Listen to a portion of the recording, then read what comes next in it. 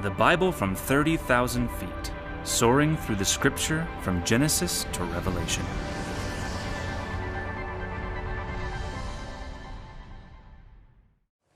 Would you agree that people today are pretty burned out on politics? We're kind of fed up with politics. I mean, we always are. I always am usually. There's sort of a side of me that likes to just sort of get interested in it, look at the news, flirt with it, see what they're doing, and then I see what they're doing and I hear what they're doing and I go, ugh, I don't want to have anything to do with it. Then a few days later, it's like, I wonder what they're doing, and I start looking again. But I just think people are tired of the divisiveness, and we're sort of sick of the rhetoric and all that brings. Which brings me to a story about three men who were friends, and they were arguing. They were having a conversation, but it sort of turned into a little disagreement. One was a surgeon, and then the second was a politician, and the third was an engineer. And they were arguing about whose profession among those three was the oldest profession historically. And the surgeon says, well, gentlemen, you know, the Bible says that God formed woman by carving out a rib of man. That makes mine, the surgeon, the oldest profession in the world. The engineer said, not so fast. Before that, we are told that God created the earth out of chaos. Now, that's the job of an engineer. And the politician was over in the corner smiling widely, and he said, but who made the chaos? If you remember back in 1 Samuel chapter 8, there was a point in their history that brought chaos. And that's in 1 Samuel 8. I'm going back a couple books. You don't have to turn there. But they wanted a king. The people begged for a politician, a king, so that, in their words, we can be like other nations. That's what they wanted. They wanted to be like everybody else. They wanted to be like other nations. What they failed to remember is that the secret of their greatness was the fact that they were unlike other nations, that they had a very unique relationship, a covenant relationship with the living God. God wanted to be in charge. He would have loved it if there was a theocratic kingdom. One day there will be on the earth. It'll be a while, but it will come. And so they cried out for a king. They got one. He wasn't very good. His name was Saul.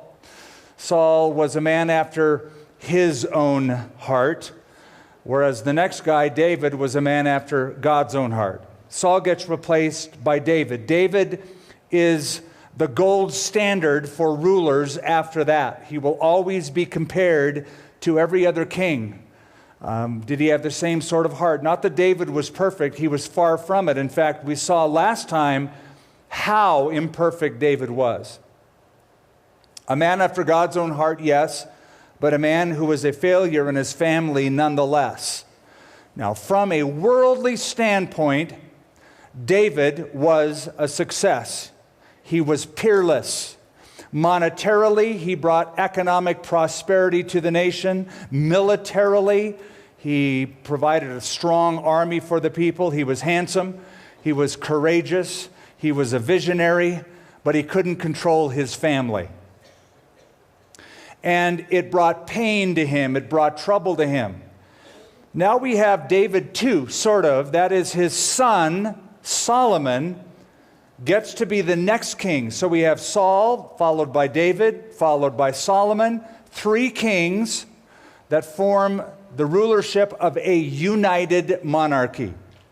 Keep that little phrase in mind because it won't stay united. In this book, we see that it goes from united to divided. Solomon sees outward growth. He also sees political strength, but he also sees chaos on a spiritual level. All comes from David. David had problems in his family. Solomon also has mega problems, like David on steroids. You know how many wives and concubines Solomon ends up with, just these crazy amount like you saw in that little spoof video. Thousands of women. David had a divided marriage, thus David had a divided heart, thus David left as a legacy a divided nation. He was a divided individual.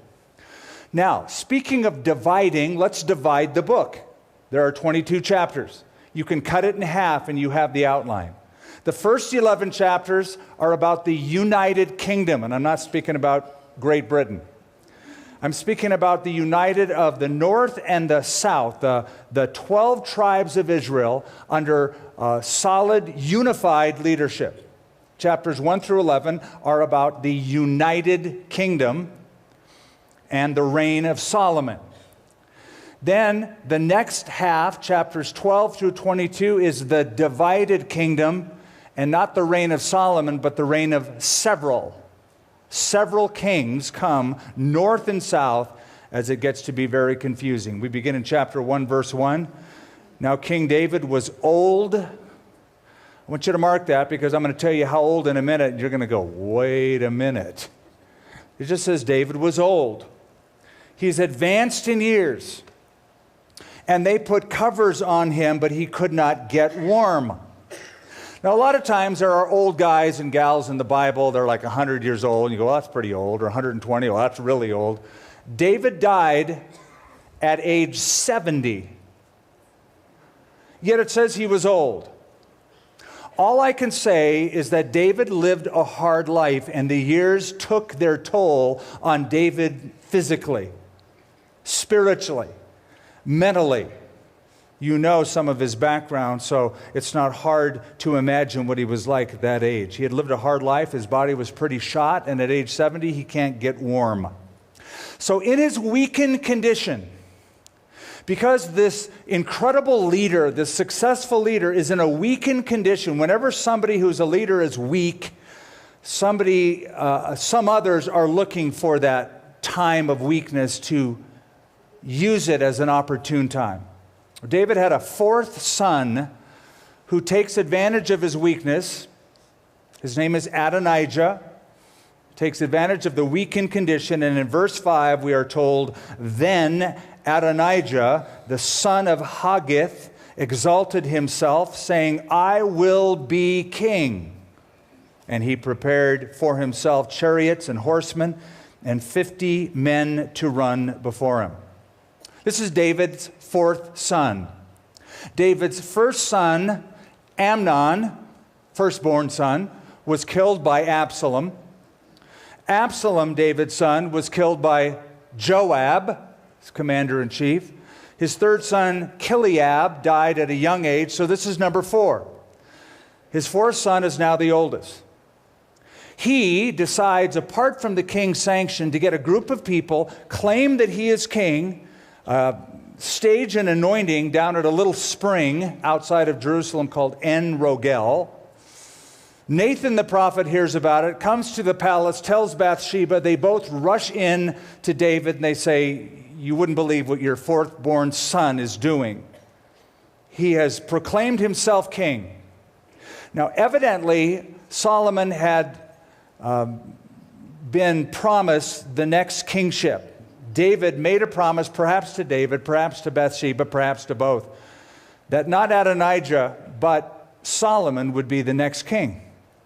So he is taken in haste. He is taken down to the Gihon spring. They pour oil on him. They say a prayer, and he is anointed the king of Israel. That takes us to the death of David, which is seen in chapter 2 and his final instructions to his son, the next king, Solomon, third king in the United Kingdom. Chapter 2, verse 1, now the days of David drew near that he should die. And he charged Solomon his son, saying, I go the way of all the earth. Be strong, therefore, and prove yourself a man. Now stop right there. There are some men, when they hear that phrase, show that you're a man, it means something different to them than what David means to Solomon. Some people hear that and they puff their chest up. I'll prove that I'm a man. I'll be tough and rough. I'll blow your house down, man. I'll fight whoever comes at me. I'll prove that I'm a man. Now, he says prove you're a man, but now he qualifies it. You want to see what a real man is? You want to see true masculinity? Verse 2 or verse 3. He says, prove yourself a man, verse 2, verse 3, and keep the charge of the Lord. Keep the charge of the Lord your God, to walk in his ways, to keep his statutes, his commandments, his judgments, his testimonies, as it is written in the law of Moses. As it is written in the law of Moses, that you may prosper in all that you do and wherever you turn. Do you remember that kings were told in the Torah, so way back in the first 5 books of Moses, God anticipated Israel was going to have a king. So he said, when you have a king, make sure that he gets a copy of the law, that he writes it himself. He copies it out and keeps it so he can read what the law is. So David said, show you're a man, prove yourself a man, stay true to the covenant that God has given. Verse 4, that the Lord may fulfill his word, which he spoke concerning me, saying, if your sons take heed to their way, to walk before me in truth, with all their heart and all their soul, he said, you shall not lack a man on the throne of Israel. That's way back in 2 Samuel chapter 7. That's the covenant God made with David. He says that to Solomon, and then David dies. Verse 12, then Solomon sat on the throne of his father David, and his kingdom was firmly established. Now this begins a new reign of a new king. As I said, the third in the line of kings that are unifying the nation for a while. They are kings of a united monarchy. It's the beginning of a new reign. It sounds promising, it sounds good, and David, you listen to him and go, wow, that's good advice, that's godly advice. But then the text reveals something else, something weird. Before David dies, he conspires with his son Solomon to take care of political business. And that is to assassinate people who have hounded David that David didn't take care of, but David knew that Solomon would find them such formidable enemies that he, in his novice condition, would not be able to handle them. So David gives instruction for political house cleaning to strengthen his son's hold on the kingdom. These were people David could handle, but David knew these probably weren't people Solomon could handle, so he gives instructions, first of all, concerning Joab, who was the commander of his army. But Joab had killed David's nephew Amasa, and he also killed Abner, the commander-in-chief of Saul's army. So David says, deal with him. And another guy by the name of Shimei is mentioned here. He was the guy who, when Absalom kicked David out of Jerusalem, Shimei was by the side of the road on the Mount of Olives, cursing David, yelling at him, you creep, who are you? You're nothing, you're trash. And David did nothing because he saw that as a judgment of God. And to his credit, he just passed it on. Years later, he remembers the guy. And he says, Solomon, take care of Shimei for me, would you? So there's some political house cleaning. Chapter 3, verse 3 is a breath of fresh air, given that. We are told in that chapter and verse, Solomon loved the Lord. Now, I don't know exactly what that means, given all that I know about Solomon and even what he's doing here. But it says Solomon loved the Lord. How much he loved the Lord, I don't know. You don't know. The Lord knew his heart. But it was revealed that he loved the Lord, and twice in this section of Scripture of 1 Kings, God appears to Solomon and speaks to him verbally. Chapter 3, verse 5, it's a remarkable promise God gives to him. At Gibeon, the Lord appeared to Solomon in a dream by night, and God said, ask, what shall I give you? Now, how would you like God to do that for you? He appears to you and he says, blank check, baby. You just won the lottery. You fill in the amount. Anything you want, I'll give to you. I am, just got to tell you, I am so glad God did not give me that choice. That'd be way too much for the Lord himself to make that kind of a promise. Ask anything you want, it's yours. Carte blanche. I think if the Lord did that to me, I would turn it back on him and say, Lord, you know what I need better than I know what I need. You give me what you see fit. Like Solomon will even later pray, don't make me poor, don't make me rich, feed me with the food that's enough for me. lest I steal, but I don't want to be too rich that I turn my heart from you, which Solomon eventually will do, but that was his prayer at that time nonetheless. Well, he's at a place called Gibeon, not far from Jerusalem. The Lord reveals himself to Solomon. Solomon offers burnt offerings to the Lord, a lot. In fact, 1,000 burnt offerings. This guy was into doing it big. Verse 7, now Lord my God, he prays, now, O Lord my God, you have made your servant king instead of my father David. But I am a little child. I do not know how to go out or to come in. That's a Hebrew colloquialism for, I don't have my act together. I don't know how to do this king stuff. I'm not experienced, and I admit it, I lack what it takes. And your servant, continues in verse 8, and your servant is in the midst of your people whom you have chosen, a great people, too numerous to be numbered or counted. Therefore, give to your servant an understanding heart. That's what he asked for. This is what I want. This is what I want on the check to Solomon, an understanding heart. An understanding heart. It literally means a hearing heart, a listening heart. And it probably refers to somebody who would listen to the voice of God as well as listen to the voice of the people and gauge what they need most and fulfill that in this covenant. Give me a hearing heart, an understanding heart.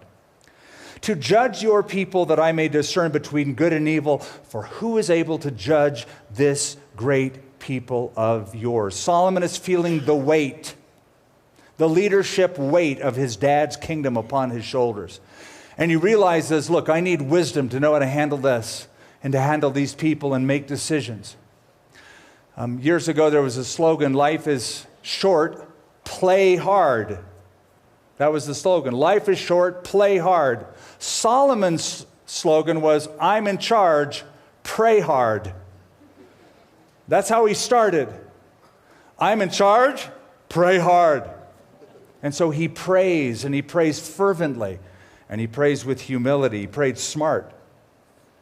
Verse 10, this speech, that is what he spoke in prayer to the Lord, pleased the Lord, that Solomon had asked this thing. Then God said to him, because you have asked this thing and have not asked long life for yourself, nor have you asked for riches for yourself, nor have asked the life of your enemies, but have asked for yourself understanding to discern justice.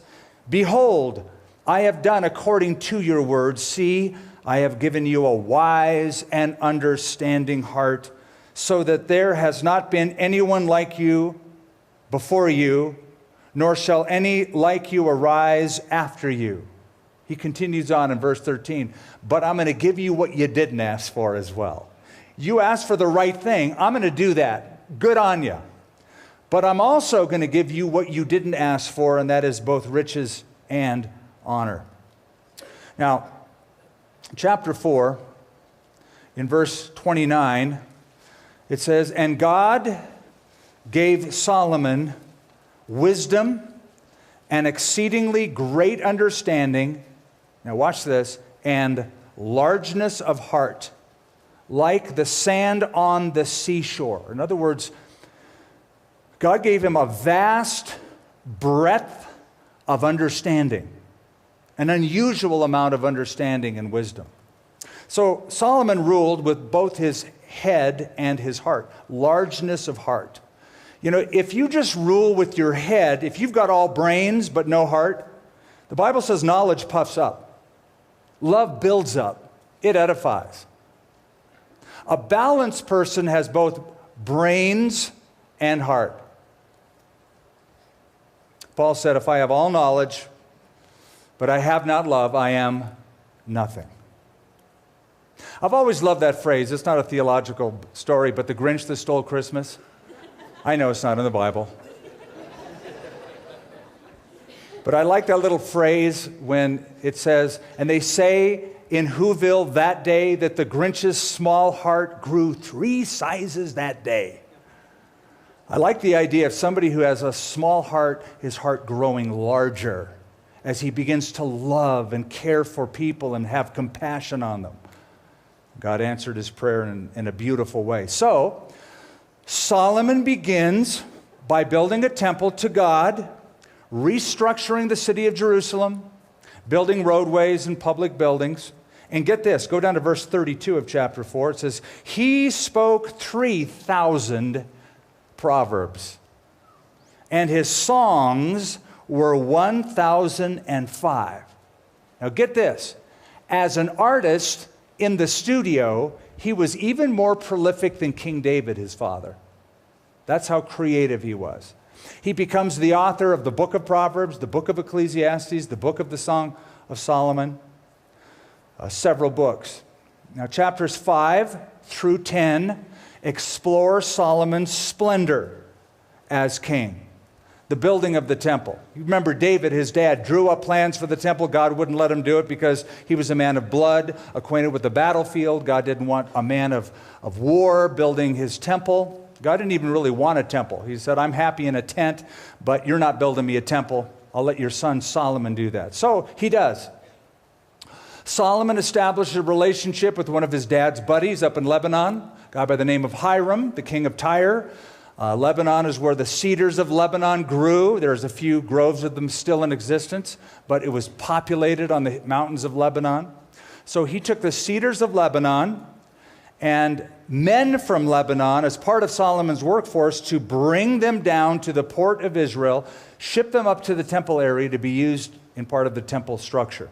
So Solomon paid Hiram 130,000 bushels of wheat a year and 120 gallons of oil per year. How many workers? Well, look at chapter 5, verse 13. Then King Solomon raised up a labor force out of all of Israel, and the labor force was 30,000 men. 30,000 men. We're not done yet. And he sent them to Lebanon, 10,000 a month in shifts.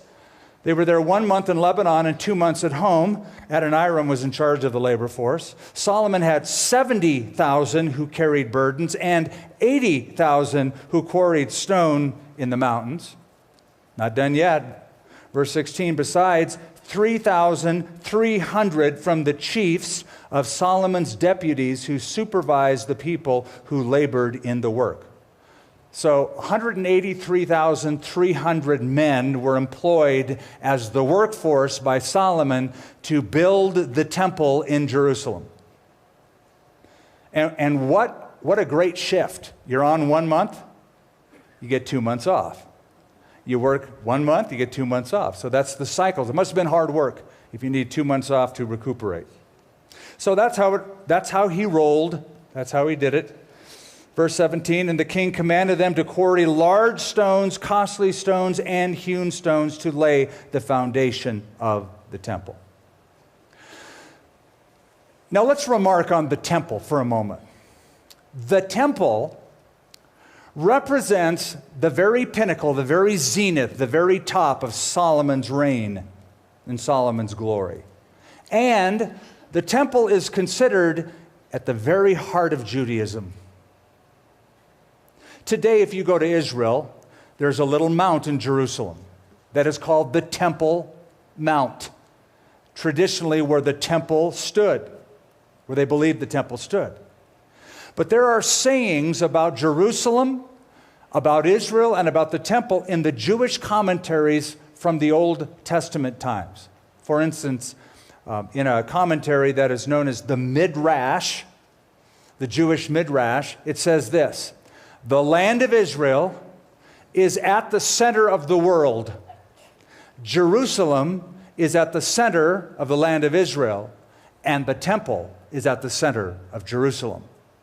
That's a poetic way of saying the navel of the earth, the center of the world, is the temple in Jerusalem. That's why it's awfully exciting to be able to stand and look at and walk on the Temple Mount and think of all that happened on that mount throughout history. Well, something about the temple, Solomon's temple.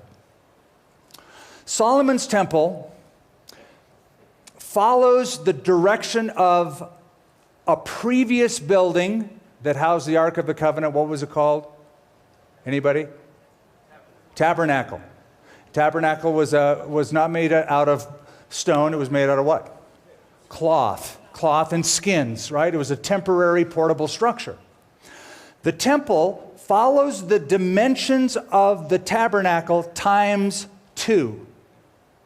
So, follow me here. There's an outer court, but once you get to the tabernacle proper, the tent proper, there's a tent in the middle of this court. The tent that comprises the holy place and the Holy of Holies, if you remember, was 15 feet wide and 45 feet deep, divided into 2, holy place, Holy of Holies. The temple is double that. It's 30 feet wide and 90 feet deep. The only variation is the height. The height of the tabernacle was 15 feet. The height of the temple was 45 feet, so times 3, in height only. Other than that, it was doubled from the tabernacle. So you have a building that the temple, 2,700 square feet, not large.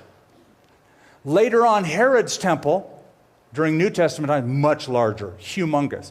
Solomon's temple, though, was quite small, 2,000 or 2,700 square feet. However, it was quite expensive.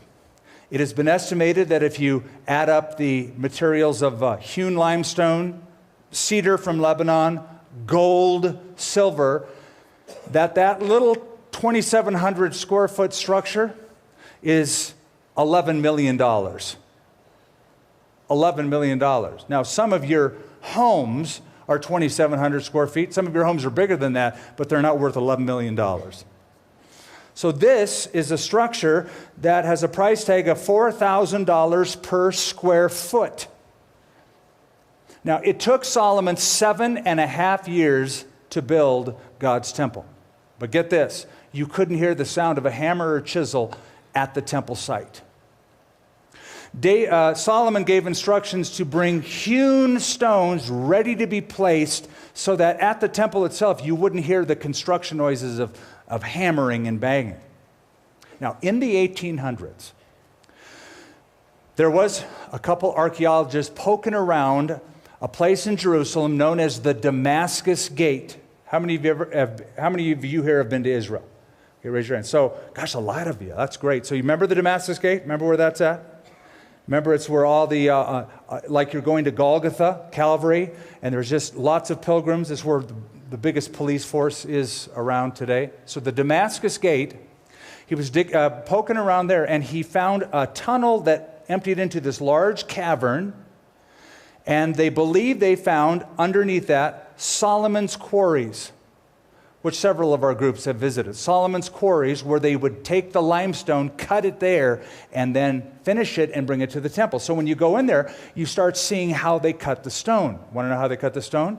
They drilled holes in limestone by hand. They drilled holes, long, deep holes, and then they put a hole every few inches along a line, and then more holes along another line, more holes along a parallel line, and then they would put wood in those holes.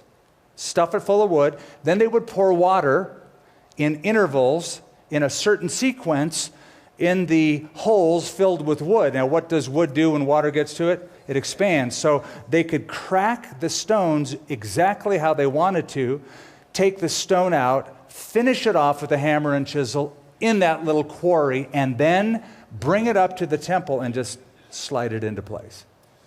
So next time you're there, remind me and I'll show you where that is. Well, the temple is done. By the time we get to chapter 7, verse 51, it says, "So all the work that King Solomon had done for the house of the Lord was finished, and Solomon brought in the things which his father David had dedicated, the silver and the gold and the furnishings, and he put them in the treasuries of the house of the Lord." In the next few chapters, it talks about bringing the Ark of the Covenant in. It talks about the cloud of the Lord, or the Shekinah glory of God, descending on the temple in that first day of worship. Solomon speaking to the people, Solomon praying to God. Now, we're going to skip all the details, but I want to bring something else up since I mentioned the price of the temple a moment ago. That's just the 2,700 square foot room.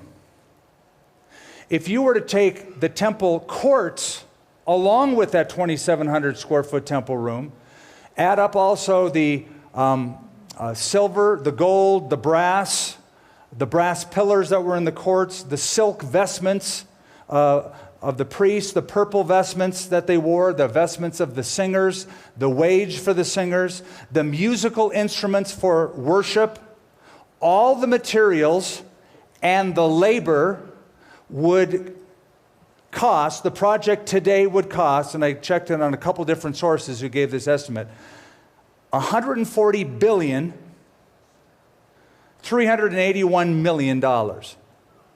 An enormous price tag, right, for a building. When God said before, I don't even care about a fancy building. I'm happy in a tent. You guys want the building, right? Fast forward to the New Testament when Stephen stands before a Jewish audience and he says, let me just remind you, gentlemen, that the Most High does not dwell in temples made with hands. God doesn't dwell in places. God dwells in people. It's about people more than places, especially in the New Testament. Because in the New Testament, you are the temple of the Holy Spirit. Paul said, you are the building of God. You are God's workman. The emphasis shifts from the Old Testament focus of tabernacle and temple to the New Testament focus of people. Chapter 9, God appears to Solomon a second time. And here the Lord says, hey, Saul, I heard your prayer. It was good. It was awesome. I agree with it. When you dedicated the temple, I was there, of course. I'm going to keep my end of the bargain. I want you to keep my statutes and my laws, and I want your sons to do the same. Now, God appears to him and tells them that, but also gives him a warning. Now, why is this significant? God has never given him a warning until now. In verse 6, but if you or your sons at all turn from following me and do not keep my commandments and my statutes, which I have set before you, but go and serve other gods and worship them, then I will cut off Israel from the land which I have given them, and this house, which I have consecrated for my people, for my name, I will cast out of my sight. Israel will be a proverb and a byword among all the people. God gives Solomon a warning the second time he appears to him. Solomon is established. Solomon grows in strength. He grows in riches. He grows in kingdom property. And that is when a person is most vulnerable. A person needs to be warned when they rise to the place where life is good, life is easy, the winds are on our side, this is favorable, this is nice, we're prosperous, we finally arrived at this plateau. That's when you need to watch it. That's when you need to be warned because you are most vulnerable. I want to just have you glance at a phrase down in verse 10. It says, now it happened at the end of 20 years. This is Solomon's midlife. And from what we know about Solomon, he's going through, or will go through, a midlife crisis of identity. He's going to write a book, Ecclesiastes. It's all vain. It's all vanity. I can't figure out the meaning and the purpose of life. And he goes from that to eventually forsaking the Lord. So he goes up to this incredible pinnacle, and then life's good. It's stable. And after a period of time, after that midlife wind at his back moment, is the slide downward. Hence the warning from God. Now just keep that in mind by the time we get to chapter 11, which we're soon to do. Chapter 10, to sort of add to the flavor of Solomon's incredible reign, people hear about him. Rulers hear about him. Solomon's diplomacy, he's growing in that area, interacting with other world leaders. And one of them, from down south in Arabia, Sheba to be exact, a queen, the queen of Sheba, hears about Solomon. In chapter 10, verse 1, when the queen of Sheba heard the fame of Solomon concerning the name of the Lord, she came to test him with hard questions. The word means riddles, puzzles, conundrums. Hey, figure this one out. Well, that was pretty good. Now, what about this? So Solomon answered, notice this, all her questions.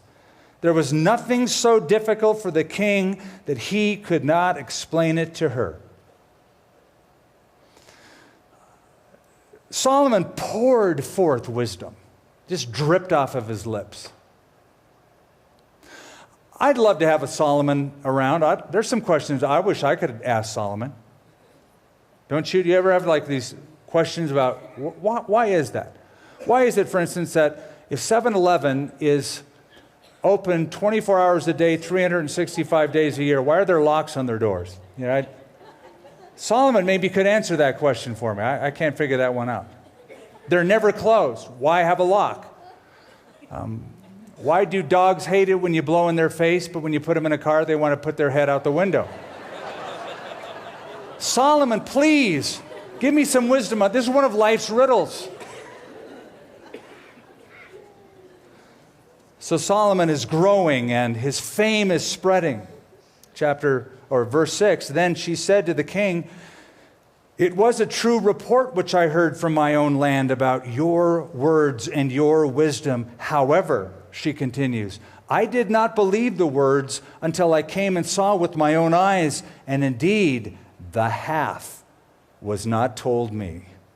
Your wisdom and prosperity exceed the fame of which I heard. So now, at this point, Solomon's kingdom is vast. It stretches from the Mediterranean Sea on the west to the Euphrates River on the east. His kingdom goes from Arabia down south to Lebanon up north. An enormous piece of real estate and the largest physical boundaries that Israel in history ever enjoyed was under the reign of David, but more so under the reign of Solomon. Jesus refers to Solomon and refers to Solomon's glory, but interestingly, Jesus refers to Solomon in a negative way, saying, even Solomon in all his glory is not arrayed like one of these flowers. Even all of that physical accomplishment of Solomon doesn't compare to a simple flower made by God. So he speaks of Solomon, but he speaks of them in a negative way. Solomon has a problem. Let's just bring that out now. You'll see it. It'll get worse. He has a management problem. He is a tax and spend politician. He taxes the people immensely, and he spends their money profusely. And he is oppressive. And he is so bad that the people feel the weight, and they cry out, and they're complaining. You won't hear about it till we get to his son by the name of Rehoboam. Rehoboam makes Solomon even look tame because he turns up the taxation. So before we get into that, and we see the divided kingdom, which we're just going to touch for a few moments on, there's something that grabs our attention, a number that is mentioned. That is Solomon's wage. And I'm drawing your attention to it because it's the only time it's mentioned, this number, outside of the very famous passage that we all know, the book of Revelation, chapter 13. I want you to see in our text, chapter 10, verse 14. Still speaking of Solomon's splendor. And that is his wage, his annual wage. Chapter 10, verse 14. The weight of gold that came to Solomon yearly was 666 talents of gold. Now, if we did not have Revelation 13 and the number 666, we probably would pay no attention. But the fact that this is the only other use of that number in Scripture, it's mentioned twice besides Revelation 13, and it's in conjunction with his wage in two different sources. This is one of them, is with what Solomon got annually. Now, why is that noteworthy? Because Solomon was the one responsible for plunging the nation into idolatry. His heart is divided because of his wives. He starts worshiping other gods. He starts building and institutionalizing idolatry in mass for the southern kingdom of Judah. So this king, the third king, introduces idolatry into the nation. And I don't think it's a stretch to say that if David is a type of Christ, which he is and talked about in Scripture, that Solomon could be seen as a type of Antichrist. 666, the number of man, the perfect man, the ideal man, the successful man, Solomon. Well, Solomon was told to keep by his bedside a copy of the law, right, which he copied. One of those passages in the law, in the Torah, was Deuteronomy chapter 17, in which God says, see if it can be any clearer than this, when a king comes and sits on the throne of Israel, he is not to multiply horses to himself. We have Solomon's stables all over the land of Israel. Thousands upon thousands upon thousands of horses he kept. He's not to multiply horses to himself. He's not to multiply wives to himself. Did Solomon break that one? Like 1,000 times over. And he is not to greatly multiply silver and gold to himself. He gets 666 talents a year. Every law God put in the books for kings, Solomon broke. And he did so flagrantly. And it all goes back to David's home life. You can't erase that. You can't forget that. It all goes back to David and the house that Solomon grew up in. Well, we come to chapter 11, and here's what you need to know about this chapter. It is the hinge, it's the door. The whole book is like a door that hangs on the hinges of chapter 11. The first 11 chapters last 40 years. The second 11 chapters last 80 years. In the first 11 chapters, the kingdom is united and strong. In the second 11 chapters, the kingdom is divided and weak. In the first 11 chapters, there's a single king, one man in the spotlight, Solomon. In the second or last 11 chapters, there's a lot of kings, several kings, and civil war. Chapter 11 is that hinge. Chapter 11, verse 1, but King Solomon loved many foreign women, as well as the daughter of Pharaoh, women of the Moabites, Ammonites, Edomites, Sidonians, Hittites, termites, all of them. From the nation of whom the Lord had said to the children of Israel, you shall not intermarry with them, nor shall they with you. Surely they will turn away your hearts after their gods. Solomon clung to these in love. It's not that he just had them. His heart was moved by them. And it's good to love your wife, but love 1,000 of them? Talk about a divided heart, especially when those wives are worshiping false gods, false goddesses, false religious system, and that begins to seep its way into the marriage relationship, into the home. Verse 3 tells you that story. And he had 700 wives, princesses, and 300 concubines, and his wives turned away his heart. And David becomes consumed with himself. Here's what's odd. God used him to write Scripture.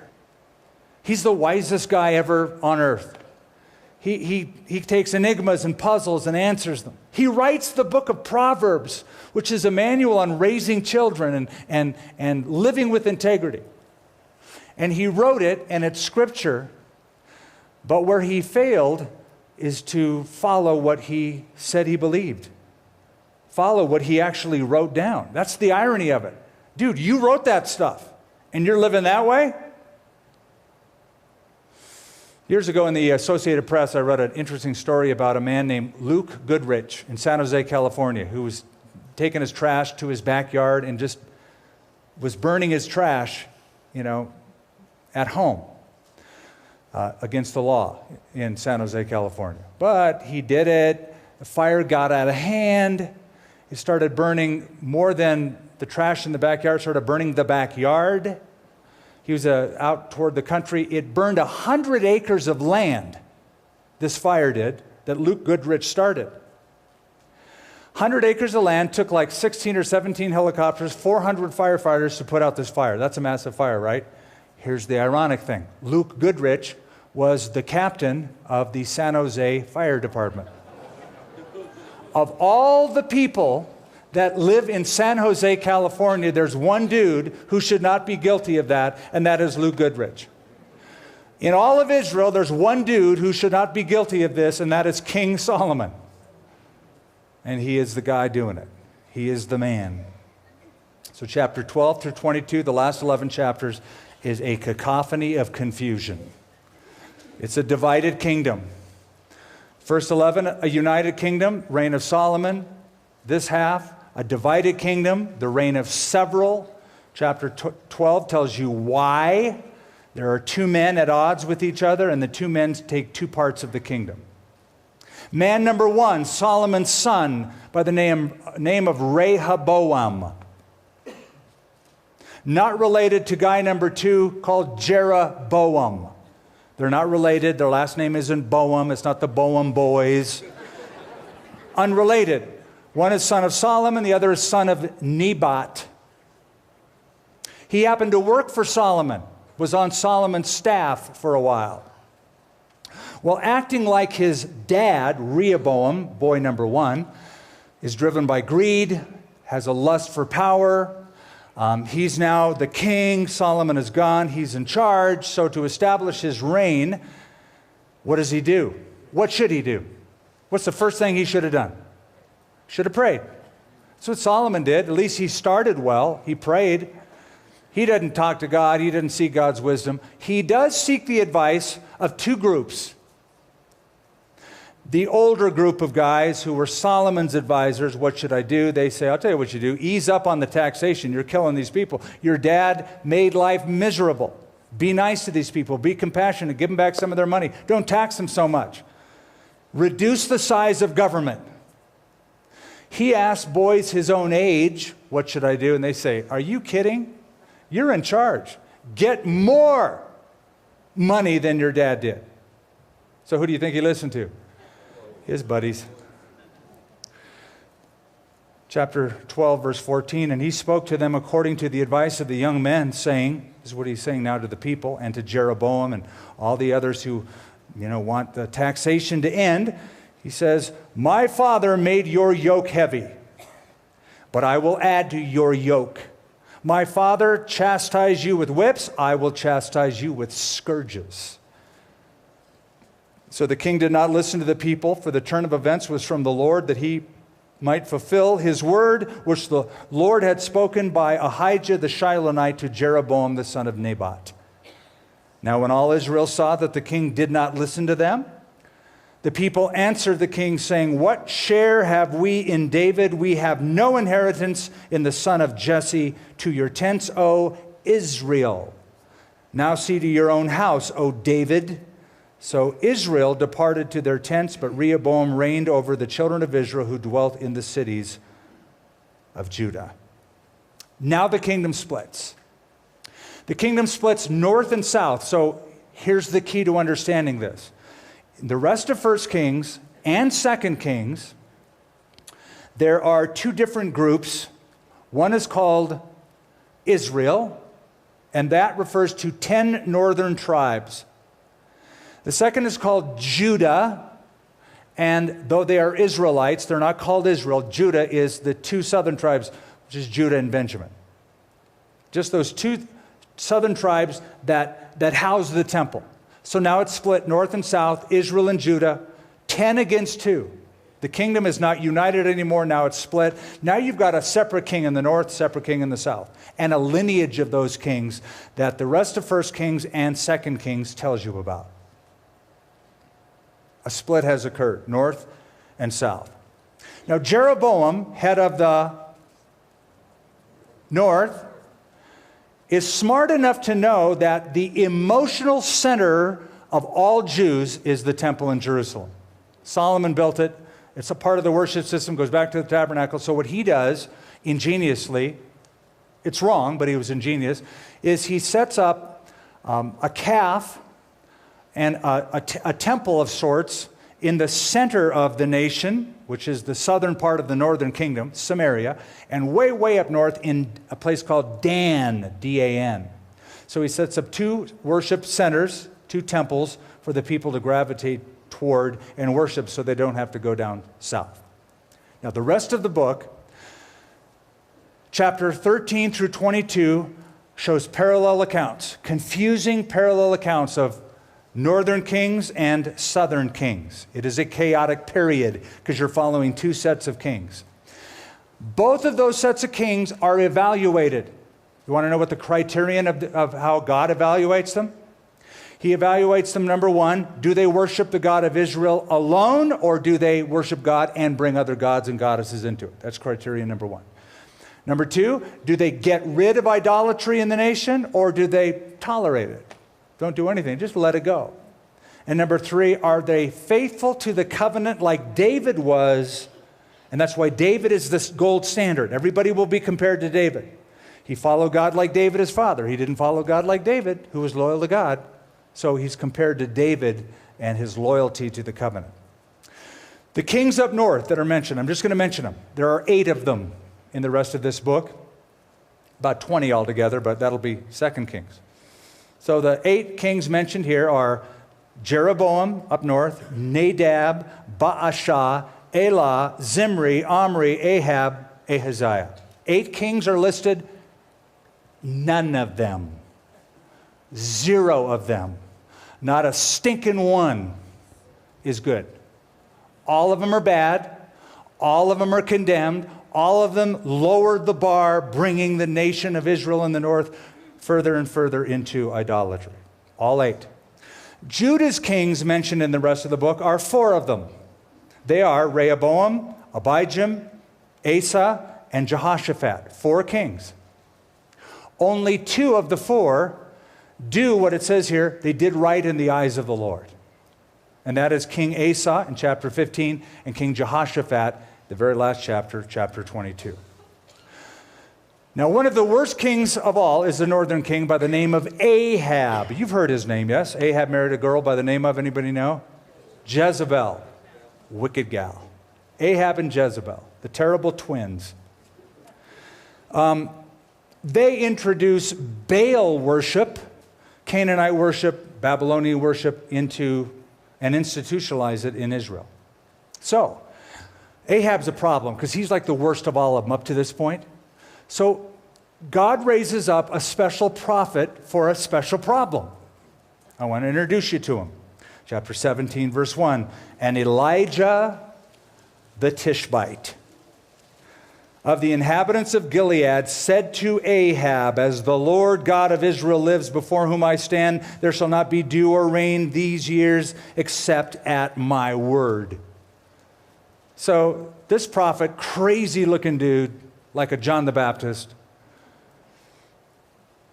commands the rain to stop and a famine, a drought and a famine spread over the land. In chapter 18, it says, it came to pass after many days that the word of the Lord came to Elijah in the 3rd year, saying, go present yourself to Ahab, and I will send rain on the earth. So chapter 17 now, through 22, shows this relationship of conflict between the king, Ahab, and the prophet, Elijah. So you have a man of the flesh and a man of the spirit.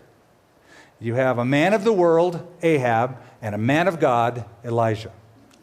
Let the games begin. Chapter 18, verse 17. Then it happened when Ahab saw Elijah that Ahab said to him, is that you, O troubler of Israel?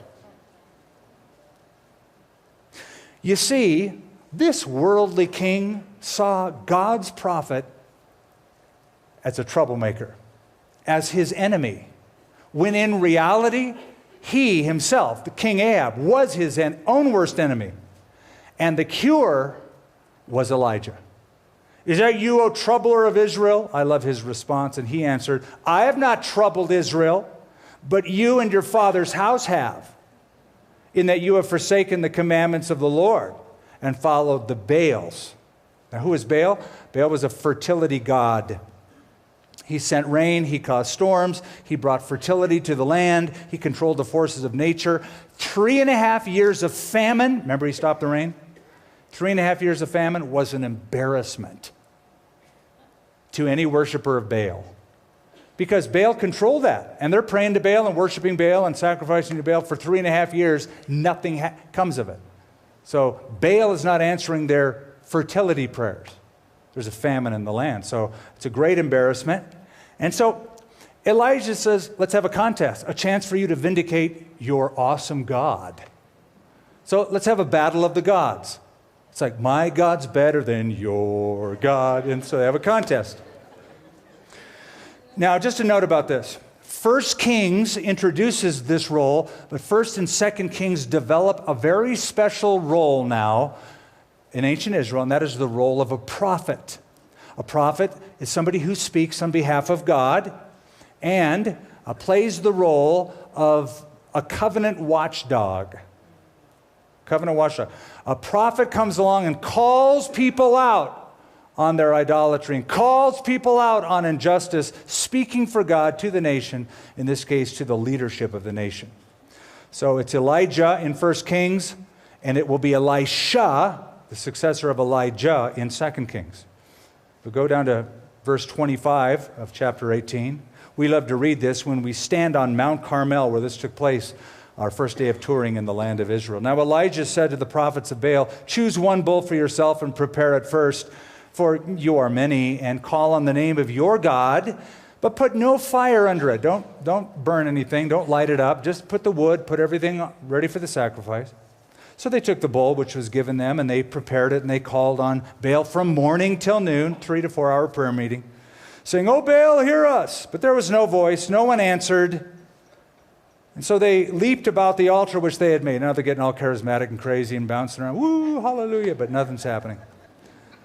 Verse 27, so it was at noon that Elijah mocked them. I love Elijah. He's a man after my own scheming heart. So at noon, Elijah mocked them and said, cry louder, cry aloud, for he is a god. Either he is meditating or he is busy. Now that's a very polite translation. The New Living Translation comes close to what the original really is, and that is, either he is meditating or he is relieving himself. Now that's a mockery. Your God can't hear you because he's probably on the toilet. I'm not making that up. He's relieving himself. Or maybe he's on a journey. You got to really call out because he's like walking somewhere far away. Or perhaps he's sleeping and you got to wake him up. So they cried aloud and cut themselves, as was their custom, with knives and lances until blood gushed out on them. Stand aside, boys, Elijah says, walks up, utters 2 verses, 63 words, fire falls from heaven, consumes the sacrifice. All because they're praying to somebody who does not exist. There is no Baal. There is no such God. False gods are not gods. They don't exist. You can talk to them all day long, nothing happens. Elijah knew that. He talked to the right God. His prayer was heartfelt, fervent. The contest is over. You think, great, Elijah is just so stoked, he's on cloud 9. Well, evidently he's burned out. It's taken an enormous toll on him emotionally and physically. So chapter 19, Ahab dies. His wife Jezebel threatens Elijah. You would think Elijah, after the prophets of Baal thing, fire coming down from heaven, he says, woman, you want to fight me, really? I'll fight. I'll have fire come down from heaven and consume you if you'd like that. But he doesn't do that. He runs away from her, way down in the Sinai desert, and he goes under a tree and he goes, God, kill me. Kill me. Really? One woman threatens you and you run away? You can call fire down from heaven, boy. He's suicidal. He's seen victory, but he's at the end of his rope. He's drained. So he goes, Lord, it's enough. Take my life. Basically, God says, cheer up, boy. I got plenty where you came from. You're not the only true prophet. I've got a lot more prophets like you. Get going. And he encourages him, and he does. But I just want to quickly, as I'm bringing this to a close, say that Elijah appears in the New Testament. He shows up in the New Testament. I believe twice. One I know about because we are told that Jesus was transfigured on a mountain in Galilee with two people. Who were they? Moses and Elijah. They were talking about things related to the kingdom. Moses represented the law, Elijah represented the prophets, and they're hanging out with Jesus talking to him. So Elijah shows up talking to Jesus, and I believe, my personal opinion, he shows up again with Moses in Revelation chapter 11 as one of the two witnesses in the last days. Because of the signs that chapter 11 describes that those two men produce, they sound so much like Moses and Elijah, my opinion. Now, I want to close the book by showing you a contrast, really quickly, between the Old Testament and the New Testament. Solomon's prayer, remember that? We mentioned that back in chapter 8. This is what he says. Listen to what he says. Solomon is praying to God. Temple is built. He's thinking of the future. And he says, when anyone sins against his neighbor and is forced to take an oath and comes and takes an oath before your altar in this temple, then hear in heaven and act and judge your servants, condemning the wicked and bringing his way on his head and justifying the righteous by giving him according to his righteousness. That's the prayer of Solomon. Lord, condemn the wicked and acquit or justify the righteous. Fast forward, fast forward, fast forward. Jesus comes on the scene. It's a whole different way of dealing with people. Now suddenly, instead of God condemning the wicked and justifying the righteous, we discover there is none righteous, no, not one. The only people God has left are wicked people. All of us are sinners. And we discover that God justifies the wicked. Solomon says, condemn the wicked, justify the righteous. Come to the New Testament, ain't nobody righteous. There's just a lot of wicked people. But the gospel shows that God acquits those who are wicked. Romans chapter 4, verse 5, but to him who does not work but believes on him who justifies the ungodly, his faith is counted for righteousness. So different, Old Testament, New Testament. Jesus comes and says, you're wicked? I'll justify you. It'll be just as if you've never sinned. If you just trust me, just believe in me, just put your faith in me. So, Solomon the politician. Politicians didn't create the chaos. Satan did. Politicians help a bit, but Satan is the culprit. But Jesus came into the chaos of the cosmos with the cross. And the cross made it possible for God not just to justify the righteous, because there are none, and not to condemn the wicked, but to justify the wicked because of their faith in Jesus. That's good news. Father, how thankful we are as we consider the Old Testament, the Old Covenant, the Old Standard, and we compare it with the New. We are just so grateful that the old is gone, the new has come, that Jesus, the only perfect person who ever lived, came and took our punishment, dying for our sins. And when we say, Lord, receive me, Lord, forgive me, that you justify the wicked and the ungodly. And while we were still sinners, Christ died for the ungodly. Thank you for the new. Thank you for the gospel. Thank you for the Savior. Lord, last week we saw so many people put their faith in Jesus at this Wednesday night service. Thank you for them. Strengthen them. Grow them up in the faith. Father, as we close tonight, we're just wondering if perhaps there aren't more that sense their life isn't what it ought to be. They've turned from you. Some know they have. Some have just sort of slipped away over time. They're not following you. Their life isn't pleasing to you. They know that. They're aware of it. They just don't want to keep it that way. They want things to change. They wonder, could it ever really change? And as we peer at the Old Testament, but we think of the new, the answer is, of course there is. Jesus can do for you what you could never do for yourself. There is none righteous, no, not one. No matter how good you might think you are or life you have lived, according to a church's standard or a society standard or a family standard, we all fall short of the glory of God. The only hope for any of us, king or pauper, is the cross. And if you have not committed yourself to Christ, now's the chance and the time to do that as we close this service.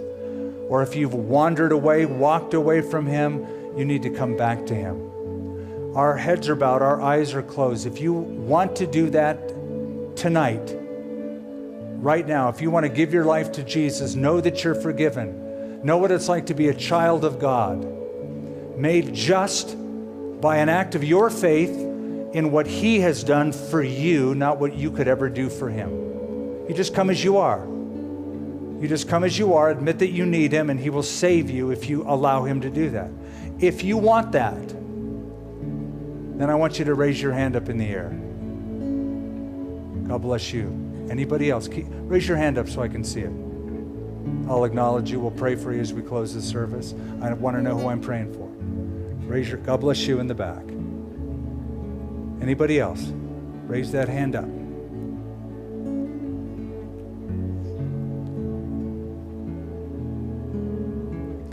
Right where you're seated, just say this to the Lord, those of you who did that. Lord, I give you my life. I know I'm a sinner. Forgive me. I trust Jesus. I turn from my sin. I turn to Jesus as Savior. I want to follow Him as Lord. Help me. I believe Jesus came and He died on a cross. I believe He rose from the dead. And I believe He did it for me. And I personally receive Him as Lord and Savior. In Jesus' name, amen. We hope you enjoyed this message from Skip Heitzig of Calvary Church. For more resources, visit calvarynm.church. Thank you for joining us for this teaching from the Bible from 30,000 feet.